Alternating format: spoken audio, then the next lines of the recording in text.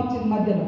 అంటే ఒక్క మామూలు మహిళ భర్త దొంగతనం పేరుతోటి ఒక ఉన్నత వర్గాలు కేసు పెట్టి ఇబ్బందుల పాలు చేస్తే చేతిలో సంఖలో బిడ్డ కడుపులో మరి రూపం పోసుకునేటువంటి బిడ్డ యొక్క సినిమాను అద్భుతంగా మన ముందుకు తీసుకొచ్చింది.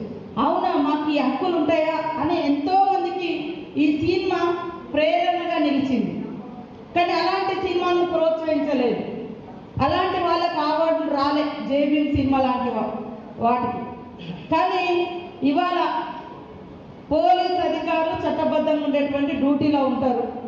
వాళ్ళని బట్టలు ఇప్పేసి ఒక స్మగ్లర్ పాత్రలో ఒక స్మగ్లర్ పాత్రలో ఉండేటువంటి ఒక స్మగ్లింగ్ చేసేటువంటి హీరోలు పోలీస్ అధికారులను పోలీస్ స్టేషన్లలో బయట బట్టలు ఇప్పేసి నిలబెట్టి యథేచ్ఛగా స్మగ్లింగ్ చేసేటువంటి సినిమాలకు మాత్రం కేంద్రం నుంచి అవార్డులు వస్తున్నాయి.